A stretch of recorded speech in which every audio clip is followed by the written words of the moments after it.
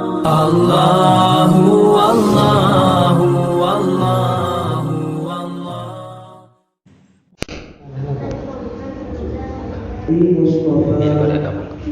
أما بعد فأعوذ بالله من الشيطان الرجيم بسم الله الرحمن الرحيم وقرن في بيوتكن ولا تبرجن تبرج الجاهلية الأولى وأقمنا الصلاة وآتينا الزكاة وأطعنا الله ورسوله صدق الله العظيم. میری محترم ماؤں اور بہنوں، اللہ تعالیٰ نے ہم سب پر اپنا فضل اور احسان یہ فرمایا کہ ہمیں اس دنیا میں پیدا فرما کر زندگی گزارنے کا ایک ایسا طریقہ، زندگی گزارنے کا ایک ایسا لائحہ عمل، ایک ایسا سسٹم اور ایک ایسا مذہب ہمیں عطا فرمایا جس پر چل کر ہم دنیا اور آخرت دونوں میں کامیاب ہو سکتے ہیں. اور وہ ایسا مذہب ہے کہ اللہ کے یہاں کل قیامت کے دن اسی کا سکہ چلے گا. اللہ نے اپنے کلام پاک میں فرمایا ان الدین عند اللہ الاسلام، اور ایک دوسرے موقع سے فرمایا وَمَن يَبْتَغِ غَيْرَ الْإِسْلَامِ دِينًا فَلَن يُقْبَلَ مِنْهُ وَهُوَ فِي الْآخِرَةِ مِنَ الْخَاسِرِينَ، کہ کل قیامت کے دن کوئی مرد اور کوئی عورت اسلام کے علاوہ کوئی اور کلچر، کوئی اور تہذیب، کوئی اور تمدن، کوئی اور طریقہ لے کر آیا تو اللہ تعالیٰ فرماتے ہیں کہ ہم اس سے ہرگز قبول نہیں کریں گے، اور وہ آخرت میں گھاٹے والوں میں سے ہوگا، نقصان اٹھانے والوں میں سے ہوگا، خسارے والوں میں سے ہوگا. تو ہم سب کو اس پر اللہ رب العزت کا بہت بہت شکر ادا کرنا چاہیے کہ اللہ نے ہمیں اسلام اور ایمان کی عظیم دولت سے نوازا. اسلام ایک ایسا مذہب ہے جو انسان کو اس کی ساری چیزوں کی رہنمائی کرتا ہے. اسلام کسی بھی موقع سے کسی مسلمان مرد یا کسی مسلمان عورت کو تنہا نہیں چھوڑتا. وہ اگر بازار میں ہے تو اسلام اس کی رہنمائی کرے گا، وہ اگر گھر میں ہے تو اسلام اس کی رہبری کرے گا، وہ اگر اسکول میں ہے تو اسے کیا کرنا ہے، اسلام اس کی بھی رہبری کرے گا. آج کی ہماری یہ نشست اسی پر ہے کہ اگر کوئی مسلمان بچی، اگر کوئی ایمان والی بہن اسکول جا رہی ہے تو اس کے لیے اسلام کیا کیا رہنمائی کرتا ہے. سب سے پہلے تو یہ بات سمجھ لینی چاہیے کہ اسلام عورتوں کی تعلیم سے منع نہیں کرتا ہے. عام طور سے آج کل میڈیا میں یہ پروپیگنڈا پھیلایا جاتا ہے کہ اسلام عورتوں کی تعلیم سے منع کرتا ہے، حالانکہ اس بات کا حقیقت سے دور دور تک کا کوئی تعلق نہیں ہے. اسلام عورتوں کی تعلیم کی حوصلہ افزائی کرتا ہے اور اس کی اہمیت بیان کرتا ہے. اور کیسے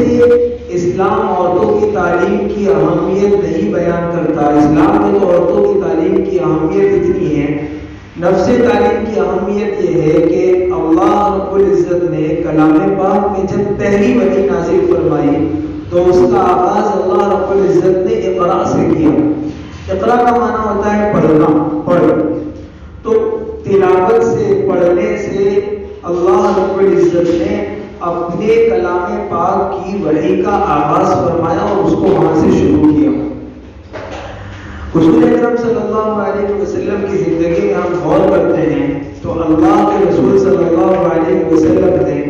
جیسے مردوں کو تعلیم کے زیور سے آراستہ فرمایا،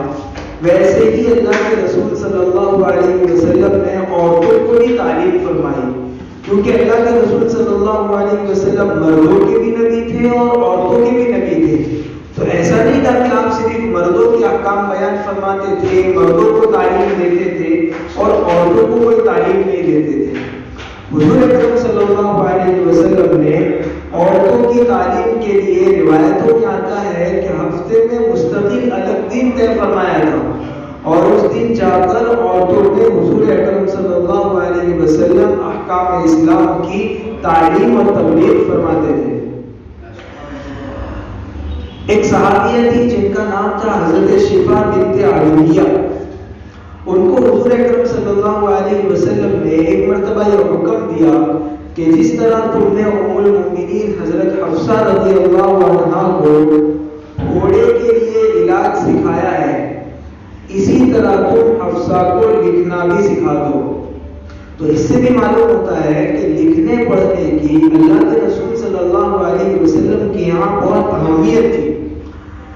ایک صحابی ہے حضرت اسماء بنت یزید بن السکن،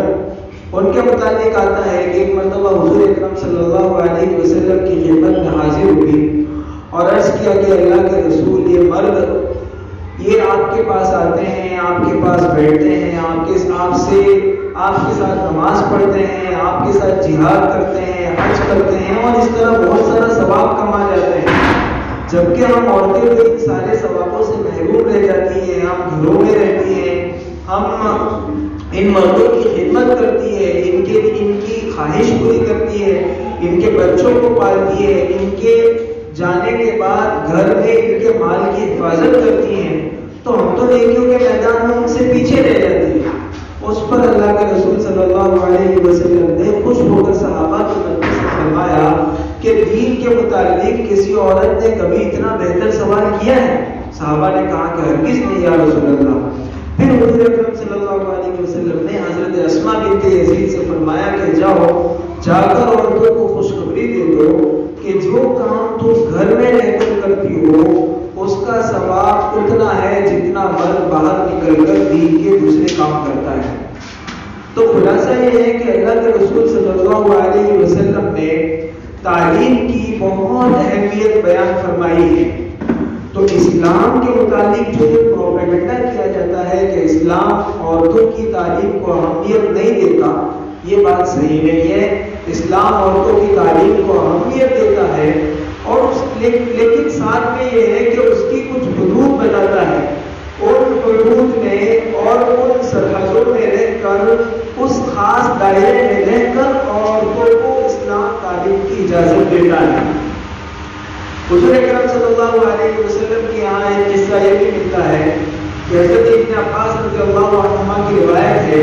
کہ ایک مرتبہ اللہ کے رسول صلی اللہ علیہ وسلم عید کے موقع سے مردوں کے مجمع میں آپ نے واعظ فرمایا، خطبہ دیا.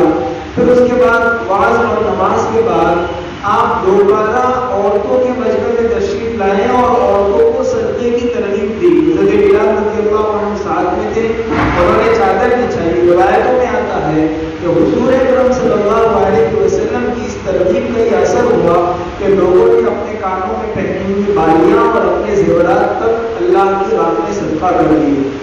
میں ان سب روایات کی روشنی میں یہ بات عرض کرنا چاہتا ہوں کہ اسلام کسی بھی قسم کے علم سے منع نہیں کرتا ہے. اسلام صرف یہ کہتا ہے کہ علم کے حاصل کرنے کا جو راستہ ہے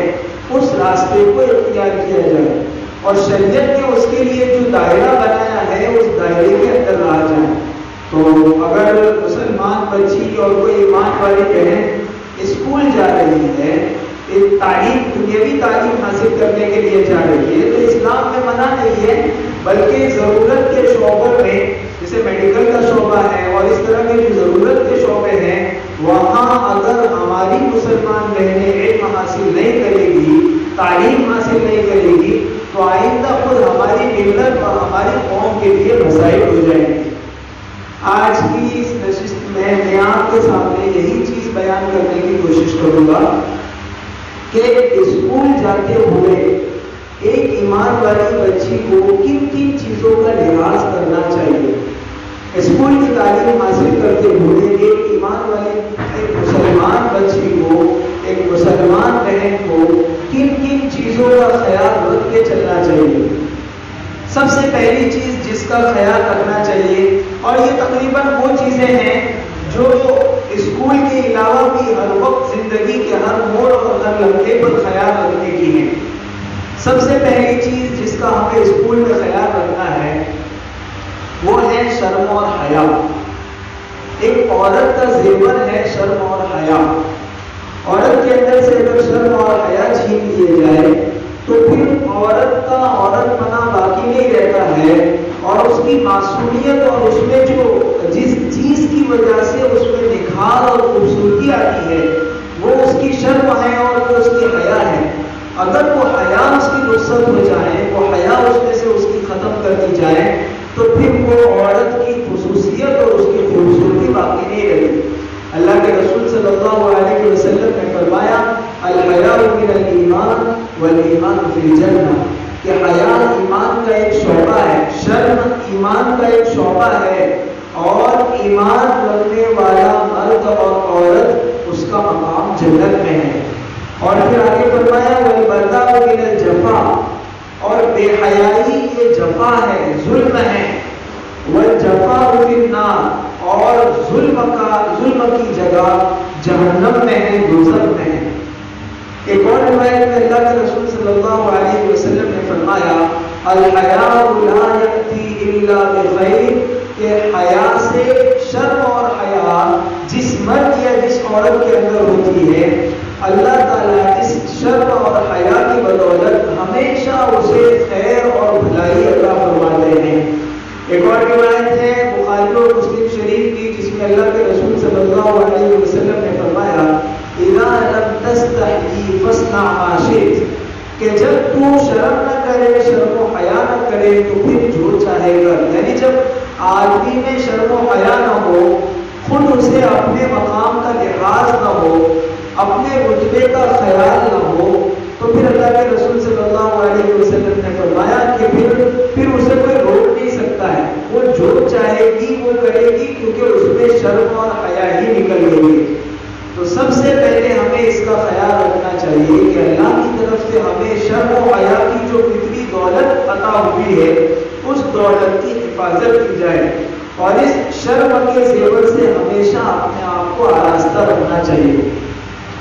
دوسری چیز جس کا خیال رکھنا چاہیے کہ اسلام ہمیں یہ حکم دیتا ہے کہ بغیر ضرورت کے کوئی مسلمان بہن اور کوئی مسلمان بچی گھر سے باہر نہ نکلے۔ تعلیم ایک ضرورت ہے، اس ضرورت کے لیے اگر وہ گھر سے باہر نکلتی ہے تو پھر اس کا خیال رکھنا چاہیے کہ بچی مگر اسکول سے گھر سے اسکول جائیں اور اسکول سے واپس گھر آئیں۔ ایسا نہ ہو کہ ماں باپ تو سمجھ رہے ہیں کہ گھر سے بچی اسکول گئی ہوئی ہے اور بچی کہیں اور ہے، یا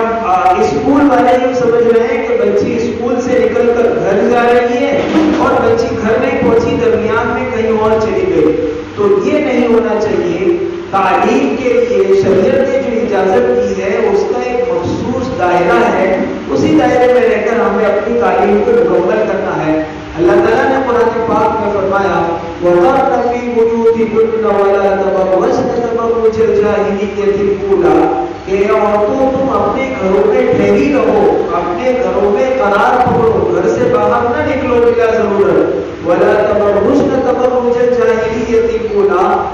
اور جیسا جاہلیت کے زمانے میں تم اپنا دکھاوا کرتی تھی، اب زیب و زینت دکھاتی پھرتی تھی، ویسا نہ کیا کرو۔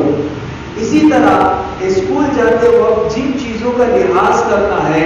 اس میں سے ایک چیز ہے کہ ہم اپنے لباس پر ایک نظر ڈال لیں کہ کیا ہمارا لباس شریعت اور سنت کے مطابق ہے یا نہیں ہے۔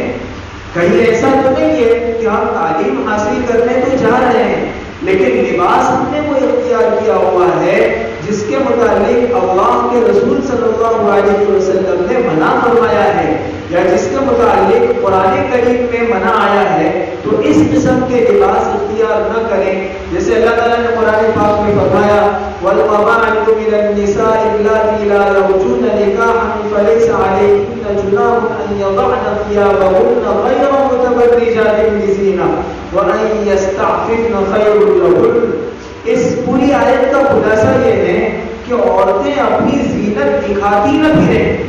ماں باپ نے بچیوں کو اسکول میں بھیجا ہے تاکہ وہ تعلیم حاصل کریں، اور بچیاں اگر بجائے اسکول میں تعلیم حاصل کرنے کے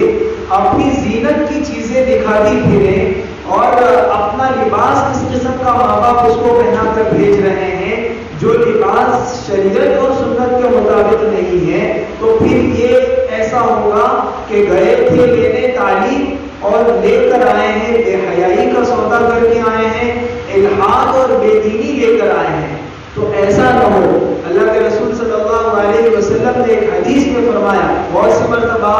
لباس تو ٹھیک ہوتا ہے، بہت زیادہ پتلا نہیں ہوتا، لیکن اتنا چست ہوتا ہے کہ جو عورتوں کے مخصوص اعضاء ہے اور اس کے جسم کا جو اتار چڑھاؤ ہے وہ سب دکھتا ہے. اور جب وہ بچی یا وہ عورت وہاں سے کسی راستے سے گزرتی ہے تو سارے اجنبی مرد اس کو بھیڑیوں کی نظروں سے تاکتے پھرتے ہیں. تو ایسی عورتوں کے متعلق اللہ کے رسول صلی اللہ علیہ وسلم نے فرمایا رب کاسیات عاریات مائلات ممیلات، کہ بہت سی عورتیں ایسی ہیں جو کپڑے تو پہنتی ہیں لیکن حقیقت میں وہ ننگی ہوتی ہے، بغیر کپڑے کے ہوتی ہے، کیونکہ کپڑا یا تو اتنا باریک پہنا ہوتا ہے کہ اندر کی سب چیزیں دکھائی دیتی ہے، یا پھر اتنا چست اور ٹائٹ پہنا ہوتا ہے کہ اس کے جسم کے اعضاء کا اتار چڑھاؤ دکھائی دیتا ہے. تو حضور اکرم صلی اللہ علیہ وسلم نے فرمایا کہ بہت سی عورتیں جو حقیقت میں کپڑے پہنے ہوئے ہوتی ہے وہ در حقیقت کپڑے نہیں ہیں بلکہ وہ برہنہ ہیں، ننگی ہیں. مائلات ممیلات. آگے اللہ کے رسول صلی اللہ علیہ وسلم نے فرمایا کہ وہ ایسے لباس اور ایسے کپڑے پہن کر دوسروں کو اپنی طرف مائل کرتی ہے اور خود دوسروں کی طرف مائل ہوتی ہے. پھر حضور اکرم صلی اللہ علیہ وسلم نے فرمایا کہ جو عورتیں ایسا لباس پہنتی ہے نہ وہ جنت میں داخل ہوگی اور نہ ہی جنت کی خوشبو سونگھ پائے گی. اس لیے ہمیں اس کا بہت زیادہ لحاظ کرنے کی ضرورت ہے کہ ہم اسکول جاتے وقت اپنے کپڑوں پر ایک نظر ڈال دیں کہ ہمارے کپڑے کیسے ہیں، ہمارا لباس کیسا ہے، کیا ہمارا لباس اس لباس کے مطابق ہے جو صحابیات پہنا کرتی تھی. اس لیے اسکول کا لباس ہمارا ایسا ہونا چاہیے کہ ڈھیلا ڈالا ہو اور جتنا اپنے بدن کو چھپانے کا شریعت میں اللہ کے رسول صلی اللہ علیہ وسلم کی طرف سے ہمیں حکم دیا گیا ہے وہ تھوڑا چھپ جاتا ہو. اسی طرح پردے کا خیال رکھنا چاہیے. اللہ کے رسول صلی اللہ علیہ وسلم نے پردے کی تعلیم دی. قرآن کریم میں عورتوں کے لیے پردے کو ضروری قرار دیا. اللہ رب العزت قرآن کریم میں ارشاد فرماتے ہیں یا ایھا النبی قل لازواجک وبناتک ونساء المؤمنین یدنین علیہن من جلابیبہن، کہ اے نبی جی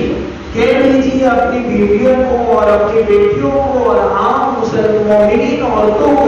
کیا کہنا ہے، یدنین علیہن من جلابیبہن، کہ اپنے اوپر برقع ڈالا کریں، اپنے اوپر اوڑھنی ڈالا کریں، اس کے بغیر گھر سے باہر نہ نکلے، اجنبی مرد کے سامنے بغیر پردے کے نہ جائیں. تو اس لیے ہمیں اس کا خیال رکھنا چاہیے کہ ہم اگر اسکول جا رہے ہیں، دنیوی تعلیم حاصل کرنے جا رہے ہیں، تو اس تعلیم کے ساتھ ساتھ شریعت کی اور دین کی تعلیم ہمیں کیا ہے، لباس کے سلسلے میں، پردے کے سلسلے میں شریعت ہمیں کیا بتاتی ہے اس کا ہمیں لحاظ رکھنا چاہیے. قرآن کریم میں ایک دوسرے موقع سے اللہ رب العزت نے ارشاد فرمایا وَلْيَضْرِبْنَ بِخُمُرِهِنَّ، کہ عورتوں کو چاہیے کہ اپنے اوپر اپنا برقع اوڑھ لیں، عورتوں کو چاہیے کہ اپنے اوپر اپنی چادر اوڑھ کر باہر نکلا کریں. ایک اور موقع سے اللہ رب العزت نے فرمایا وَلَا يُبْدِينَ زِينَتَهُنَّ إِلَّا مَا ظَهَرَ مِنْهَا، کہ عورتیں اپنی زینت کی چیزوں کو ظاہر نہ کریں. اسی لیے اللہ کے رسول صلی اللہ علیہ وسلم نے ایک حدیث میں فرمایا ان المرأة عورت، کہ عورت چھپانے کی چیز ہے، وہ ایک قیمتی خزانہ ہے، چھپانے کی چیز ہے. جب عورت نکلتی ہے استشرفها الشیطان، شیطان اس کو تاکتا جھانکتا ہے. کیا مطلب شیطان اس کو تاکتا جھانکتا ہے؟ شیطان اجنبی مردوں کو اس کی طرف متوجہ کرتا ہے کہ یہ عورت جا رہی ہے، اسے چھیڑا جائے، اس کی عفت اور عصمت کو پامال کیا جائے، اس کو نقصان پہنچایا جائے، تو شیطان ہمارا دشمن ہے، اور وہ دشمن یہ چاہتا ہے، وہ تاکتا جھانکتا ہے، اجنبی مردوں کے ذریعے عورتوں کو لبھانے کی کوشش کرتا ہے۔ یہ استشرفہ شیطان کی تشریح میں علماء نے دونوں باتیں لکھی ہے کہ شیطان عورتوں کو بھی اکساتا ہے اور مردوں کو بھی اکساتا ہے، اور اس طرح ان دونوں کی حیا اور شرم کو ختم کرنے کی کوشش کرتا ہے۔ اللہ کے رسول صلی اللہ علیہ وسلم نے معراج کی رات جب آپ کو اللہ تعالیٰ نے آسمانوں پر بلایا، اس وقت اللہ کے رسول صلی اللہ علیہ وسلم نے جنت بھی دیکھی اور جہنم بھی دیکھی، اور بعض لوگوں کو دیکھا جن کو طرح طرح کے عذاب ہو رہے تھے۔ اس موقع سے اللہ کے رسول صلی اللہ علیہ وسلم نے حضرت جبرائیل سے پوچھا کہ یہ ان لوگوں کو کس چیز کا عذاب ہو رہا ہے، تو حضرت جبرائیل علیہ السلام نے بتایا کہ یہ اس کا عذاب اس لیے ہو رہا ہے، اس کو یہ عذاب اس لیے ہو رہا ہے۔ اسی موقع کا قصہ ہے کہ ایک عورت کو اللہ کے رسول صلی اللہ علیہ وسلم نے دیکھا کہ اسے بالوں کے ذریعے سے الٹا لٹکایا ہوا ہے، سر کے بالوں کے ذریعے سے اسے جہنم میں الٹا لٹکایا ہوا ہے۔ اس پر اللہ کے رسول صلی اللہ علیہ وسلم نے حضرت جبرائیل علیہ السلام سے پوچھا کہ یہ اس عورت کو یہ سزا کیوں دی جا رہی ہے؟ اس پر حضرت جبرائیل علیہ السلام نے فرمایا یہ وہ عورت ہے جو دنیا میں اپنے گھر سے باہر نکلتے وقت پردہ اختیار نہیں کرتی تھی اور بغیر پردے کے لوگوں کے سامنے بے محابہ اور بے جھجک جایا کرتی تھی۔ اس لیے ہمیں اسکول جاتے وقت اس کا خیال رکھنا ہے کہ ہمارا لباس، ہمارا پردہ، ہماری ہر چیز شریعت اور سنت کے مطابق ہو۔ بہت سی مرتبہ عورتیں پردہ کرتی ہیں، بچیاں پردہ کرتی ہیں، برقع پہن کر جاتی ہیں، لیکن برقعے کی حیت ایسی ہوتی ہے کہ وہ زیادہ دوسرے اجنبی مردوں کو ان کی طرف دعوت دینے والی ہو۔ کبھی برقع اتنا ٹائٹ ہوتا ہے، کبھی برقع صحیح ہوتا ہے، لیکن جو چوٹی کے بال ہے، سر کے جو بال ہے، چوٹی ہے، اس کو بجائے اندر رکھنے کے نقاب کے باہر کی طرف، پیچھے کی طرف وہ بالوں کو لٹکا دیا جاتا ہے۔ ہماری ماں اور بہنوں کو معلوم ہونا چاہیے کہ جس طرح ہمارے جسم کے دوسرے اعضاء ستر اور چھپانے کے قابل ہیں اور ان کے چھپانے کا حکم ہے، ویسے ہی عورت، ایک مسلمان عورت کو اپنے بالوں کے بھی چھپانے کا حکم ہے۔ بہت سی مرتبہ پردے والی بہن صرف اس لیے کسی فتنے کا شکار ہو جاتی ہے کہ پردہ تو کیا لیکن جس طریقے سے کرنا چاہیے تھا وہ طریقہ اختیار نہیں کیا، اس لیے اس کا بھی لحاظ کرنا چاہیے۔ بہت سی مرتبہ پردہ بھی ہوتا ہے، اچھا لباس بھی پہنا ہوتا ہے، ٹھیک ٹھاک جو شریعت اور سنت کے مطابق ہے، لیکن پرفیوم لگا کر جاتے ہیں، عطر لگا کر جاتے ہیں، تو اس کے متعلق صلی اللہ علیہ وسلم نے حدیث میں فرمایا المرأة اذا استعطرت فمرت بالمجلس فهي كذا وكذا یعنی زانیہ۔ حضور اکرم صلی اللہ علیہ وسلم نے فرمایا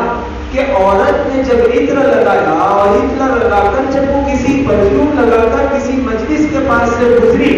اور اجنبی مردوں نے اس کی طرف دیکھا تو وہ عورت ایسی ہی ہے جیسی کہ زنا کرنے والی عورت۔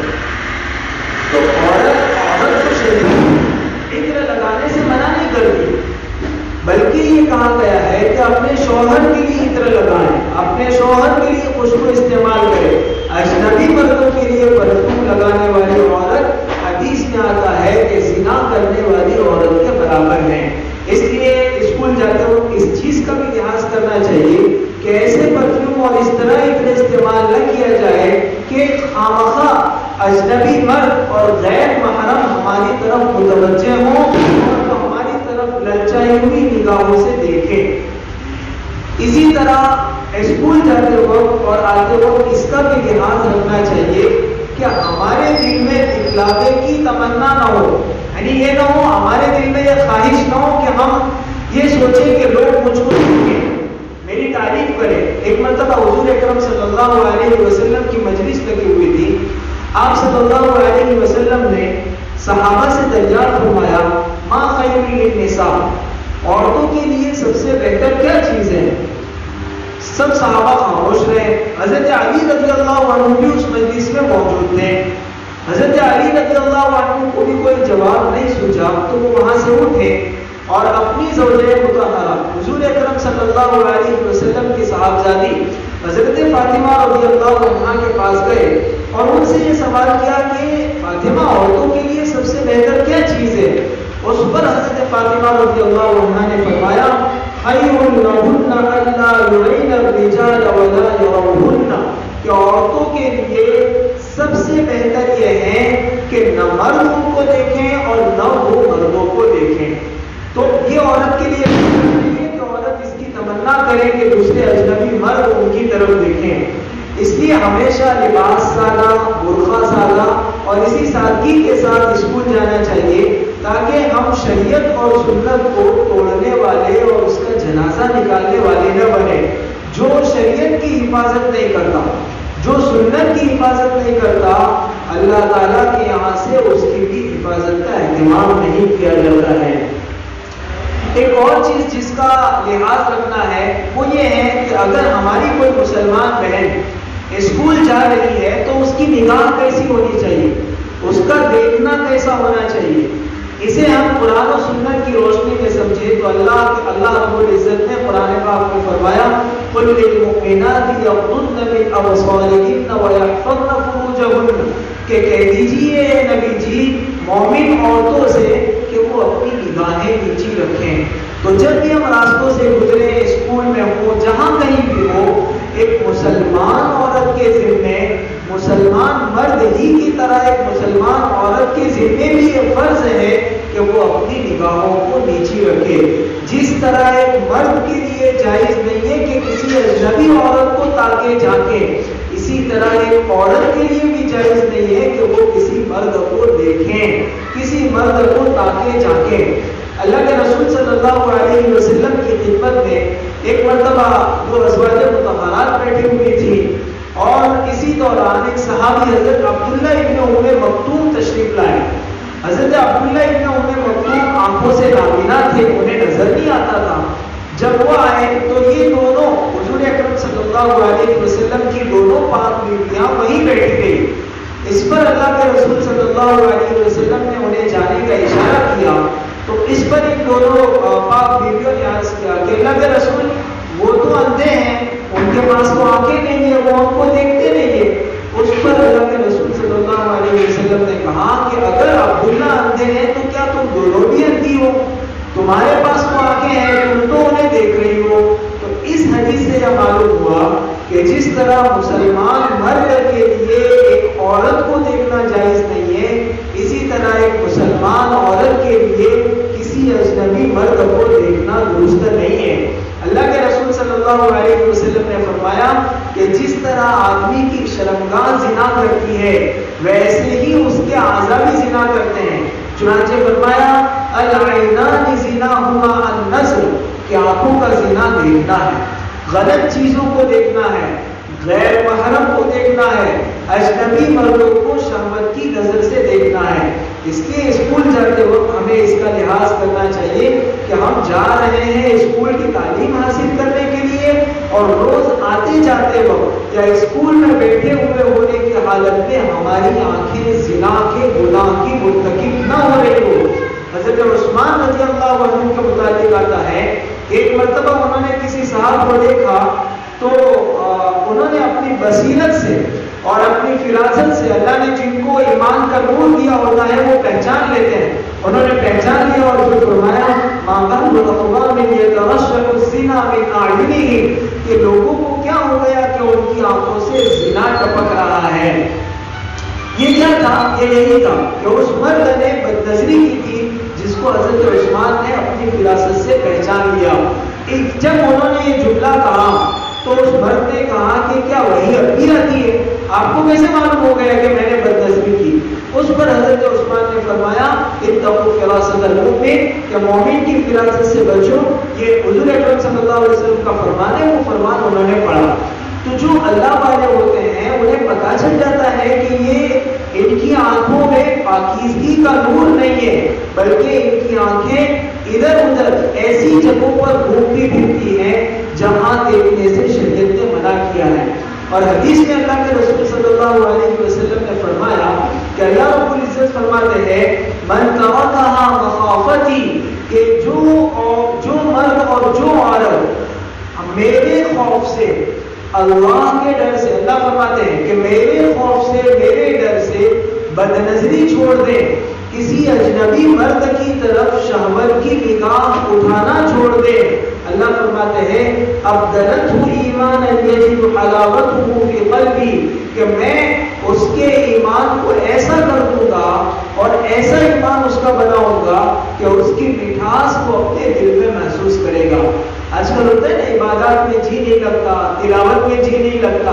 ہمیشہ طبیعت گناہوں کی طرف مائل ہوتی ہے۔ وہ اسی لیے ہوتا ہے کہ آنکھوں کے پردے اٹھے ہوئے رہتے ہیں، نگاہیں قابو میں نہیں رہتی ہیں، اس لیے پھر آدمی کو عبادت میں، تلاوت میں،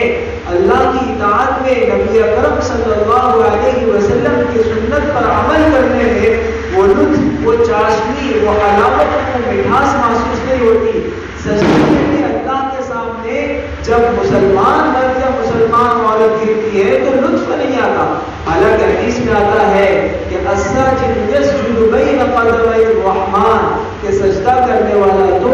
اللہ کے دو قدموں کے درمیان سجدہ کرتا ہے، پھر بھی ہمیں لطف کیوں نہیں آتا، ہمیں اس سجدے کی حلاوت محسوس کیوں نہیں ہوتی، راتوں کو اللہ کے سامنے جاگنا اور جاگ کر رونا نصیب کیوں نہیں ہوتا؟ اس لیے نہیں ہوتا کہ ہماری آنکھیں، ہمارے ہاتھ، ہمارے کان، ہمارے پاؤں اور ہمارا دل گناہوں میں ملوث ہوتا ہے، اور ہم سمجھتے ہیں کہ ہم نے تو خالی ایک مرد کو دیکھا ہے، اس نے کون سا گناہ کیا، حالانکہ حدیث میں اسے آنکھوں کے زنا سے تعبیر کیا گیا ہے۔ تو اس کا بھی بہت زیادہ خیال رکھنے کی ضرورت ہے کہ ہم اسکول جا رہے ہو، آ رہے ہو، اپنی تعلیم مکمل کر رہے ہو، تو اس کے دوران ہماری آنکھیں شریعت اور سنت کے مطابق استعمال ہونی چاہیے۔ اسی طرح ہمارا چلنا کیسا ہو، اس پر بھی ہمیں قرآن اور حدیث میں رہنمائی ملتی ہے۔ اللہ رب العزت نے قرآن کریم میں حضرت موسیٰ علیہ السلام کا قصہ 20ویں پارے میں بیان کیا ہے، جہاں وہ ایک کنویں کے کنارے کھڑے تھے اور حضرت شعیب علیہ السلام کی دو لڑکیاں، دو نوجوان لڑکیاں وہاں اس کنویں کے کنارے کھڑی تھی، اس انتظار میں کہ یہ سب مرد اپنی اپنی بکریوں کو پانی پلا کر، اپنے جانوروں کو پانی پلا کر ہٹ جائیں، تو اس کے بعد ہم دونوں اکیلی جا کر وہاں سے پانی نکالیں۔ یہ پورا لمبا قصہ ہے۔ جب حضرت موسیٰ نے دیکھا کہ دو معصوم بچیاں ہیں اور کوئی پانی نکال کر دینے والا نہیں، تو وہ خود گئے، انہوں نے کنویں کے اوپر سے پتھر ہٹایا، ان کو پانی نکال کر دیا، یہ بچیاں ڈر گئی، حضرت شعیب علیہ السلام کو پورا قصہ سنایا۔ اس پر حضرت شعیب علیہ السلام نے کہا، اپنی ایک صاحبزادی کو حکم دیا کہ جاؤ اس آدمی کو بلا کر لاؤ۔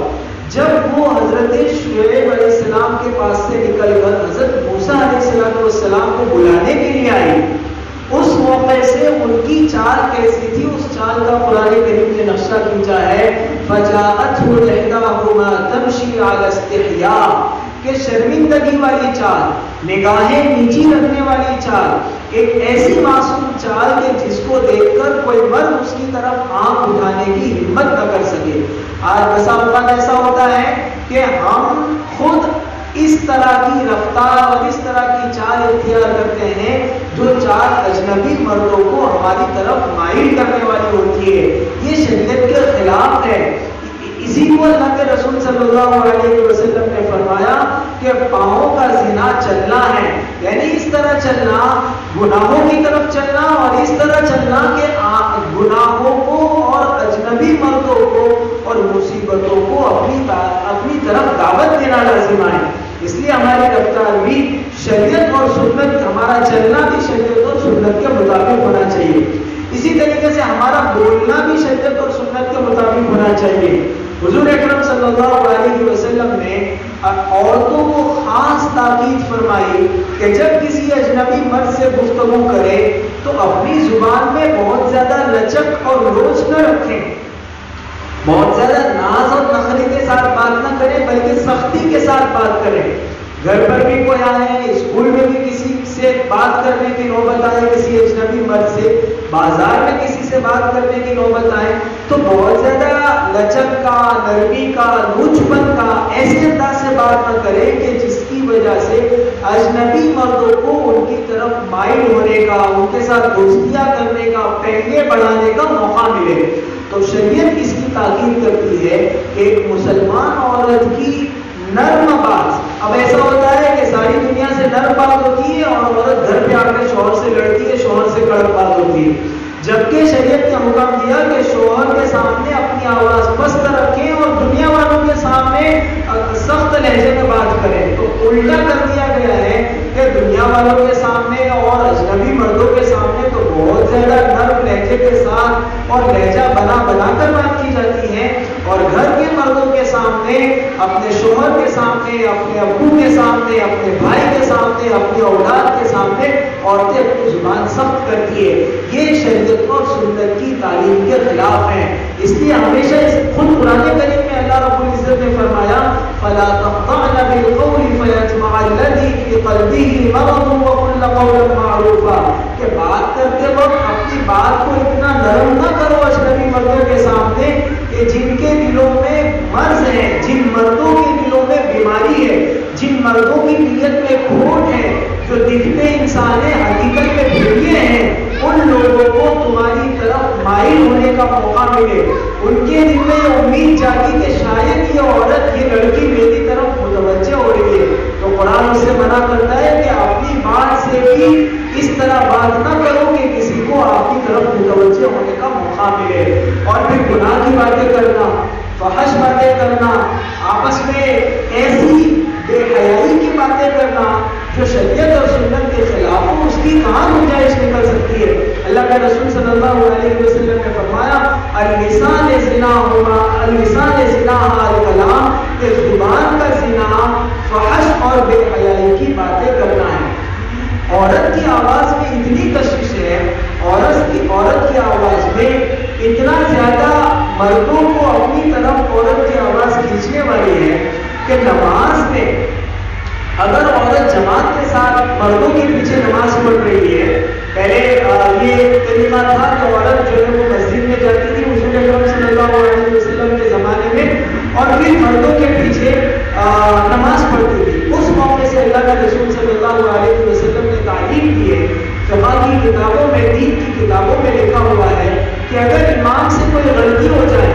اور عورت اس غلطی کی طرف متوجہ کرنا چاہے تو وہ اپنی زبان سے لقمہ نہ دے، اپنی زبان سے غلطی نہ بتائے،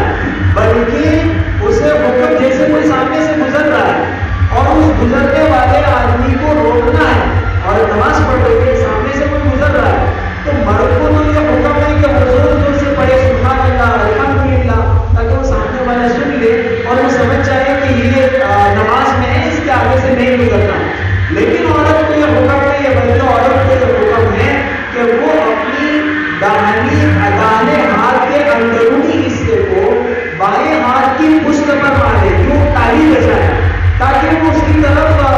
متوجہ ہو جائے اور اسے احساس ہو جائے کہ یہاں نماز پڑھی جا رہی ہے، مجھے یہاں نہیں آنا ہے، مجھے پیچھے سے گزرنا ہے. تو دیکھیے مرد کو شریعت نے حکم دیا کہ وہ زبان سے سبحان اللہ الحمدللہ اس طرح کے کلمات کہہ کر اس کو یہ بتائے کہ سامنے سے نہیں گزرنا، لیکن عورت کو اپنی آواز کے استعمال کرنے کا حکم نہیں دیا، کیونکہ عورت کی آواز میں اللہ نے اتنی لچک اور اتنی کشش رکھی ہے کہ جس کی وجہ سے اجنبی مرد بہت جلدی اس کی طرف مائل ہو سکتے ہیں.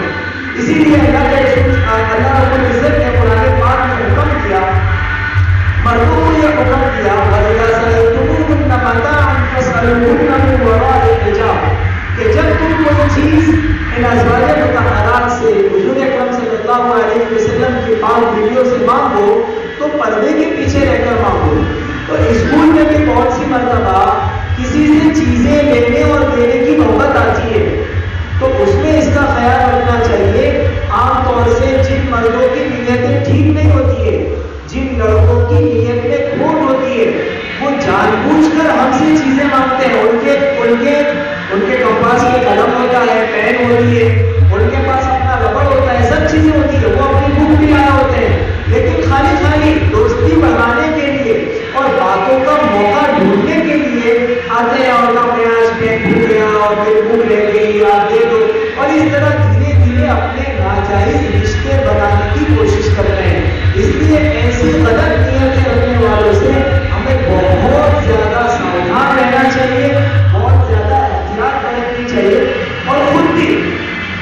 ہماری آپس میں اگر عورتوں کی جماعت ہے،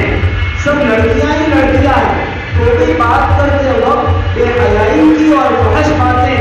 ایسی باتیں جو کسی اچھی لڑکی کو بھی بگاڑ دے، ایسی باتیں کرنے کی شریعت نے اجازت نہیں دی ہے۔ اللہ کے رسول اللہ رب العزت نے فرمایا الشیطان یعدکم الفقر ویأمرکم بالفحشاء، کہ شیطان بے حیائی کا حکم کرتا ہے، تو بے حیائی کی باتیں تو شیطان کرواتا ہے۔ ایک مسلمان مرد کو بھی اور ایک مسلمان عورت کو بھی اپنے آپ کو بے حیائی کی باتوں سے بہت زیادہ بچانے کی ضرورت ہے۔ اللہ رب العزت نے فرمایا انما حرم ربی الفواحش ما ظهر منها وما بطن، کہ ظاہری اور باطنی ہر قسم کی بے حیائی کی باتوں کو اللہ رب العزت نے حرام فرمایا ہے۔ اس لیے اپنی باتوں میں بھی اس قسم کی باتیں نہیں ہونی چاہیے جو باتیں شریعت اور سنت کے خلاف ہے۔ اسی طرح ہمارا سننا یہ بھی شریعت اور سنت کے موافق ہو۔ ایسا نہ ہو کہ ہم اسکول جا کر ایسی باتیں سن رہے ہیں جس کی شریعت نے اجازت نہیں دی، جیسے میں نے ابھی کہا بے حیائی کی باتیں، خود تو وہ بچی بے حیائی کی باتیں نہیں کرتی ہے، لیکن غیر بچیوں سے، غیر مسلم بچیوں سے یا مسلمان بگڑی ہوئی بچیوں کی صحبت میں رہ کر ان سے اس قسم کی بے حیائی کی اور فرینڈ شپ کی اور دوستیوں کی اور ناجائز ملاقات کی باتیں سنتی ہے، جس کا اثر یہ ہوتا ہے کہ دھیرے دھیرے وہ بھی اس کے رنگ میں رنگ جاتی ہے۔ اللہ کے رسول صلی اللہ علیہ وسلم نے فرمایا الاذنان زناہما الاستماع، کہ کانوں کا زنا گانے اور بے حیائی کی باتیں سننا ہے، اجنبی مرد کے ساتھ بات کرنا ہے اور اس کی بات کو، اس کی آواز کو سننا۔ حضور اکرم صلی اللہ علیہ وسلم نے فرمایا کہ یہ کانوں کا زنا ہے۔ اسی طرح گانا سننا اور یہ وہ ساری چیزیں ہیں جس کی شریعت میں اجازت نہیں ہے۔ اسی طرح یہ تو مختلف اعضاء کی باتیں ہو گئی، ہمارا دل بھی اپنے قابو میں ہونا چاہیے اور دل میں بھی اسی کو بسانا چاہیے جس کے بسانے کی اللہ اور اس کے رسول نے اجازت دی ہے۔ یہ دل اللہ نے اپنی محبت بسانے کے لیے دیا ہے، یہ دل اللہ کے رسول صلی اللہ علیہ وسلم کی محبت بسانے کے لیے۔ یہ جو میں حدیث سنا رہا ہوں کہ آنکھوں کا زنا دیکھنا ہے، ہاتھوں کا زنا پکڑنا ہے، پاؤں کا زنا ناجائز چیز کی طرف چل کر جانا ہے اور کانوں کا زنا ناجائز چیزوں کو سننا ہے، ویسے ہی ایک دل کا بھی زنا ہوتا ہے۔ اس کے مطابق اللہ کے رسول صلی اللہ علیہ وسلم نے فرمایا والقلب یهوی ویتمنی، کہ دل خواہش کرتا ہے، تمنا کرتا ہے اور پھر شرمگاہ اس کی تصدیق کرتی ہے، یعنی دل نے جو خواہش کی اس میں جو عشق کی اور دوستیاں منانے کی اور دوستیاں کرنے کی جو خواہش جاگی، اس خواہش کے مطابق اگر وہ عورت چلتی ہے تو نتیجہ زنا کی شکل میں نکلتا ہے۔ ہمیں یہ یاد رکھنا چاہیے کہ ہمارے ماں باپ ہمیں نہ دیکھتے ہوں، دنیا کے دوسرے لوگ ہمارے رشتے دار، ہمارے مربی نہ دیکھتے ہوں، لیکن یعلم خائنۃ الاعین وما تخفی الصدور، اللہ آنکھوں کی خیانت کو اور دل میں جو خیالات اور غلط نیتیں چھپی ہوئی ہیں اللہ ان کو خوب جانتا ہے۔ ہماری مجلس کیسی ہونی چاہیے؟ ہماری مجلس میں کوئی اجنبی لڑکا نہیں ہونا چاہیے، اجنبی لڑکا ہونے سے آئندہ زنا کا دروازہ کھلتا ہے۔ حسن بصری اور رابعہ بصریہ کے متعلق لوگوں نے کہا، بزرگوں نے کہا کہ اگر یہ دونوں کسی ایک مجلس میں تنہا جمع ہو جائیں اور آپس میں تسبیح پڑھ رہے ہو یا قرآن سکھا رہے ہو تو بھی شیطان کو اللہ نے اتنا حربہ اور اس کو دھوکہ دینے کا ایسا انداز دیا ہے کہ وہ ان دونوں بڑے بڑے اللہ والوں کو بھی آپس میں ملا کر زنا کروا سکتا ہے۔ تو پھر ہم اور آپ کیا ہے؟ اس لیے بہت زیادہ اہتمام کرنے کی ضرورت ہے کہ کسی اجنبی لڑکے سے ہماری کسی قسم کی دوستی نہ ہو، نہ موبائل پر، نہ اسکول میں، نہ کسی اور جگہ،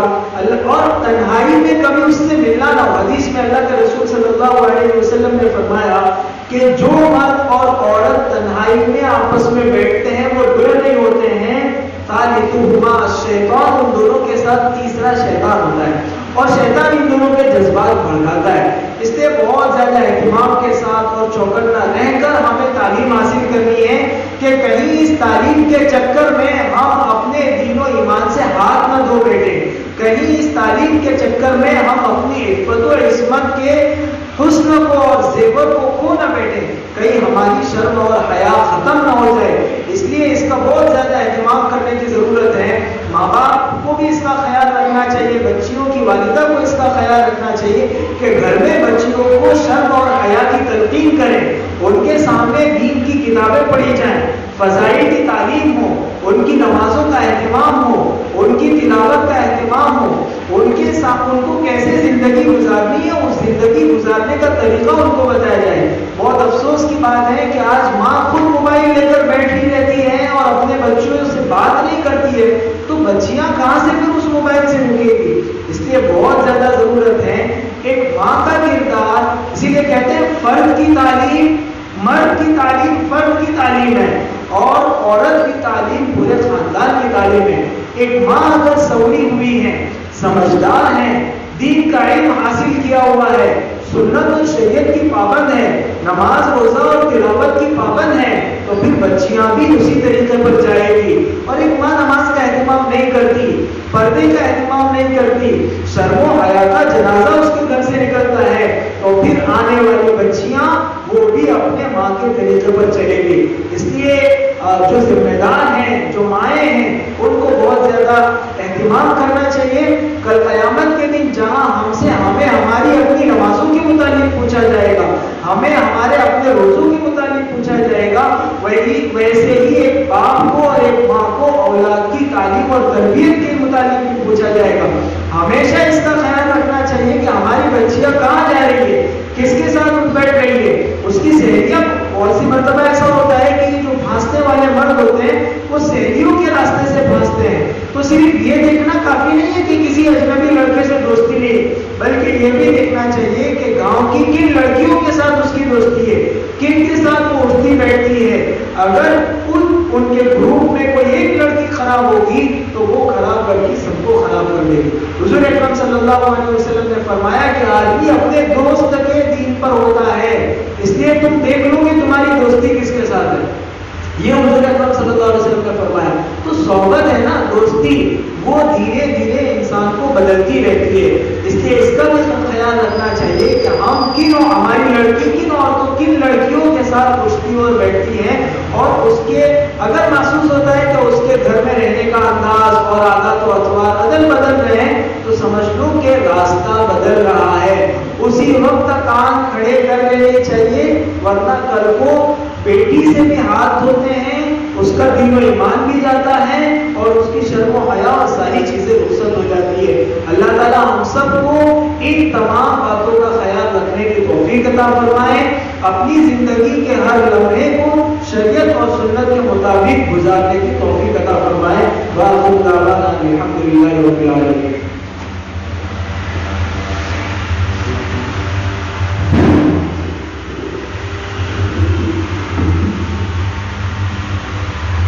روزانہ کے اعتبار سے کتنے گھروں میں تعلیم ہوتی ہے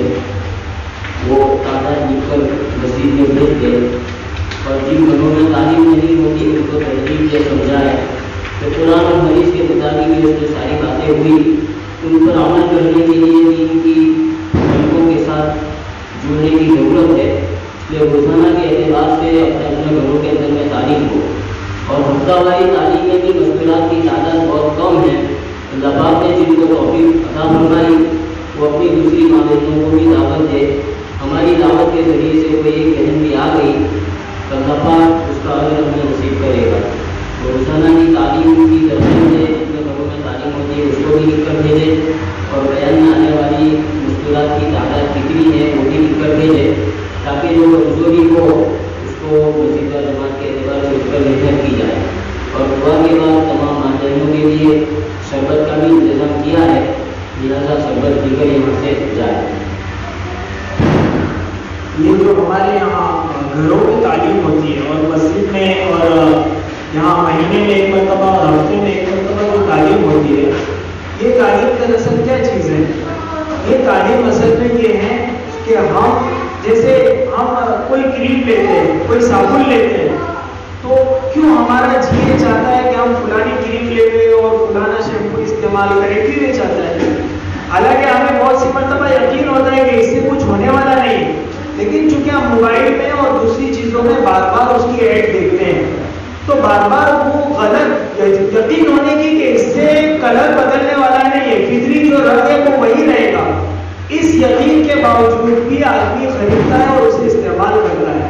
کیونکہ غلط بات بار بار اس کے کان میں ڈالی گئی ہے۔ اسی طرح اگر صحیح بات بار بار ہمارے دل میں، ہمارے کانوں میں اور ہماری آنکھوں کے سامنے آئے گی تو وہ دھیرے دھیرے اثر ضرور کرے گی۔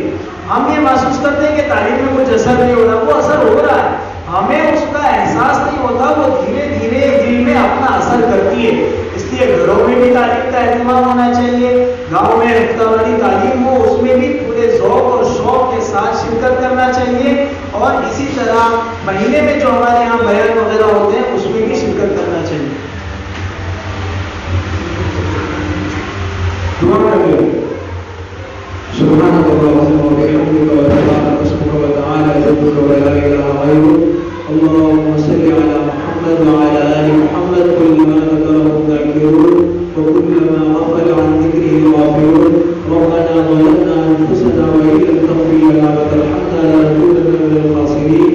اے اللہ ہم سب کے گناہوں کو معاف فرما، اللہ ہماری خطاؤں سے درگزر فرما، اللہ ہمارے گاؤں کے ماحول کو مدینے والا ماحول بنا دے، اللہ ہم سب کو سنت و شریعت پر چلنے والا بنا دے، اللہ ہمارے مردوں اور عورتوں دونوں کی آنکھوں میں شرم و حیا کا سرما نصیب فرما،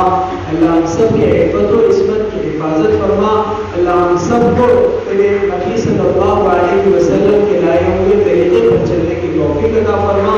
اپنی مرضیات پر چلنے کی اور نامرضیات پر چلنے سے ہماری حفاظت فرما، نبی اکرم صلی اللہ علیہ وسلم کے خیر کی لائن سے جتنی دعائیں مانگی ہمیں اور پوری امت کو عطا فرما، جن شرور سے پناہ چاہیے ان سے ہماری اور پوری امت کی حفاظت فرما، محض اپنے فضل و کرم سے اور حضور پاک صلی اللہ علیہ وسلم کے صدقے رفیع ہماری دعاؤں کو قبول فرما، ربنا تقبل منا انك انت السميع العليم وتب علينا انك انت التواب الرحيم، وصلى الله تعالى على خير خلقه سيدنا مولانا محمد وآله وصحبه اجمعين برحمتك يا ارحم الراحمين۔